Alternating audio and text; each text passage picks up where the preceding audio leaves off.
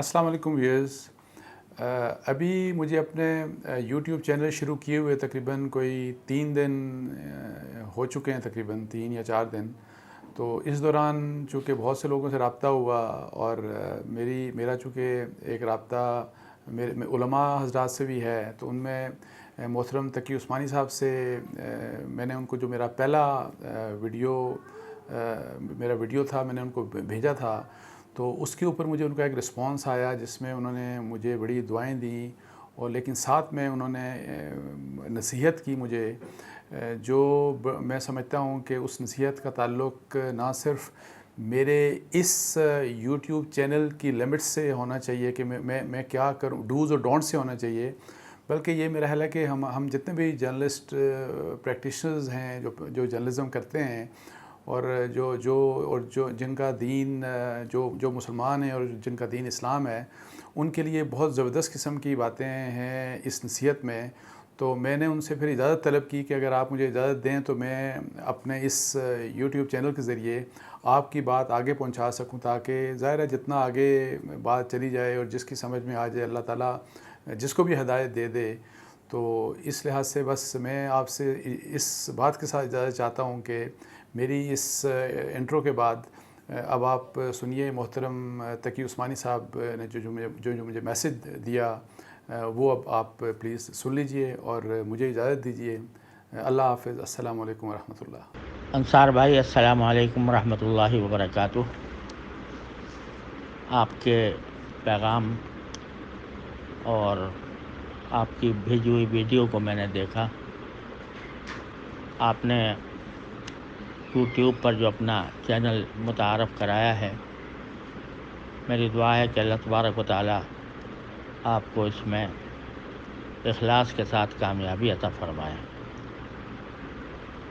در حقیقت اللہ تعالیٰ نے جو نشر و اشاعت کے وسائل آج کے دور میں عطا فرمائے ہیں، وہ اگر صحیح معنی میں استعمال کیے جائیں تو اس سے قوموں کی تربیت ہو سکتی ہے، ان کے اخلاق اعمال پر بہتر اثر پڑ سکتا ہے، اور اگر غلط استعمال کیا جائے تو اسی سے فتنے بیدار ہوتے ہیں اور پوری قوم کو اپنی لپیٹ میں لے لیتے ہیں.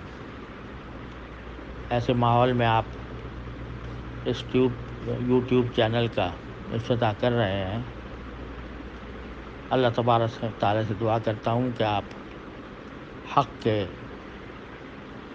لیے ایک مؤثر آواز بنے، اور اللہ تبارک و تعالیٰ آپ کے لیے ذریعے حق کا پیغام زیادہ سے زیادہ لوگوں تک پہنچائے. میری درخواست ہے کہ آپ سب سے پہلے تو اس چینل کو شروع کرنے سے پہلے بھی اور شروع کرنے کے بعد بھی دل میں اخلاص کی نیت پیدا کریں کہ اس سے مقصود نہ نام و نمود ہے، نہ شہرت ہے، نہ پیسہ کمانا ہے، بلکہ اس کا مقصود اللہ تعالیٰ کی رضا ہے. اور اللہ تعالیٰ کی رضا حق کہنے، حق بولنے، حق لکھنے میں ہوتی ہے. لہذا میری دعا ہے کہ اللہ تبارک و تعالیٰ آپ کو اس کی توفیق عطا فرمائے. اور حق بھی بعض اوقات اس کا اظہار ضروری ہوتا ہے، بعض اوقات ضروری نہیں ہوتا. غیبت کو جو حرام کیا گیا ہے، بسا اوقات آدمی کسی کی برائی بیان کرتا ہے اور بس واقعتاً وہ برائی اس میں موجود ہوتی ہے، لیکن بے ضرورت اس کو بیان کرنا یہ غیبت کہلاتا ہے. اور اگر اس میں وہ برائی موجود نہ ہو اور پھر اس کے اوپر الزام لگایا جائے تو اس کو بہتان کہتے ہیں.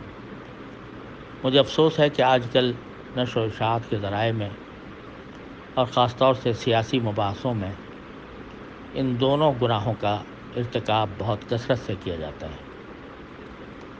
میری گزارش ہے کہ آپ ان دونوں چیزوں سے اپنے آپ کو مبرہ کر کے ایک مثال قائم کریں، اور بلا ضرورت کسی پر تنقید کرنا بھی غیبت میں داخل ہے، اور خاص طور سے اس کی تشہیر کرنا. اور اسی طرح کوئی آدمی اگر غلط بات کہہ رہا ہے اور اس کا اثر قوم پر پڑتا ہے تو آپ کو اس کی تردید کا حق حاصل ہے، لیکن وہ تردید شائستہ انداز میں ہو اور اللہ کے احکام کے مطابق ہو۔ میں آپ کو دعا دیتا ہوں کہ اللہ تبارک و تعالیٰ آپ کو ایک مثال بنانے کی توفیق عطا فرمائے، اور علامہ شبیر احمد صاحب عثمانی رحمۃ اللہ علیہ کا میں ایک جملہ نقل کرتا ہوں۔ وہ فرمایا کرتے تھے کہ حق بات حق نیت سے حق طریقے سے کہی جائے تو کبھی بے اثر اور فتنہ انگیز نہیں ہوتی، لیکن 3 شرطیں ہیں۔ پہلی یہ کہ بات بھی حق ہو، دوسرا یہ کہ نیت بھی حق ہو۔ اگر بات تو حق ہے لیکن نیت اللہ تعالیٰ کو راضی کرنے کی نہیں ہے، بلکہ شہرت حاصل کرنے کی ہے، پیسہ کمانے کی ہے، لوگوں کے دل میں ہر دل عزیز ہونے کی ہے، تو اس کا اثر بھی نہیں ہوتا۔ تو بات بھی حق ہو، نیت بھی حق ہو۔ تیسرا یہ کہ طریقہ بھی حق ہو۔ بات حق ہے، نیت بھی حق ہے، لیکن اگر طریقہ صحیح نہیں ہے، اللہ تبارک و تعالیٰ نے فرعون کے پاس حضرت موسیٰ اور ہارون علیہ السلام کو بھیجا تو ان کو طریقہ بھی بتایا کہ قُولَا لَهُمَا قَوْلًا لَيِّنًا، کہ جس سے بھی تم بات کرو، جس کو کن دعوت پہنچاؤ، خاص طور سے فرعون سامنے تھا تو اس فرعون سے بھی نرم بات کرنا۔ میرے والد ماجد حضرت مولانا مفتی محمد شفیع صاحب رحمۃ اللہ علیہ فرمایا کرتے تھے کہ اب فرعون سے بڑا گمراہ اس وقت ملنا مشکل ہے، اور موسیٰ علیہ السلام سے بڑا مصلح ملنا مشکل ہے۔ جب ان کو یہ تاکید کی جا رہی ہے کہ تم ان کے ساتھ نرم بات کرنا، تو ہمہ شمہ کس خطار میں ہے؟ اور وہاں یہ بھی فرمایا گیا ہے لعلہ یتذکر او یخشیٰ، شاید وہ کوئی نصیحت قبول کر لے، شاید اس کے دل میں خدا کا خوف پیدا ہو جائے۔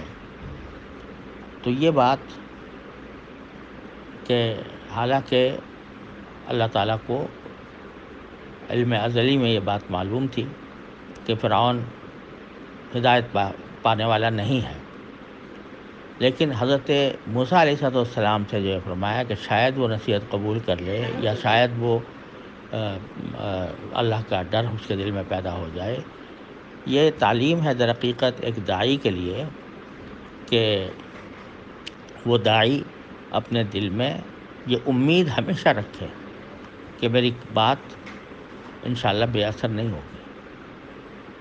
یہ چند اصول ہیں جو ہمیں قرآن و سنت نے دیے ہیں، اور اس کے مطابق اگر ہماری دعوت ہو، نشر و اشاعت ہو، تو امید ہے کہ انشاءاللہ اس کا معاشرے پر اچھا اثر پڑے گا۔ خرابیاں یہاں سے پیدا ہوتی ہیں کہ ان باتوں کا لحاظ نہیں کیا جاتا، یا تو بات ہی حق نہیں ہوتی، یا نیت حق نہیں ہوتی، یا طریقہ حق نہیں ہوتا۔ تو میں دعا ہے کہ اللہ تبارک و تعالیٰ آپ کو اس بات کی توفیق عطا فرمائے کہ ان تمام اصولوں کو مد نظر رکھیں، اور ساتھ ہی اللہ تعالیٰ سے دعا بھی کیا کریں کہ اللہ میں یہ کام آپ کی رضا کے لیے کرنا چاہتا ہوں، مجھے اس کو صحیح طریقے سے انجام دینے کی توفیق عطا فرمائیں، اور آپ خاص طور پر اسلام کی اقدار، اسلام کے عقائد، اس کے احکام، اس کے آپ نمائندے بنیں، اور اس سلسلے میں صحیح معلومات حاصل کر کے کوئی بات کہا کریں۔ اللہ تبارک و تعالیٰ اپنے فضل و کرم سے آپ کو اس کی توفیق عطا فرمائے۔ وآخر دعوانا ان الحمد للہ رب العالمین۔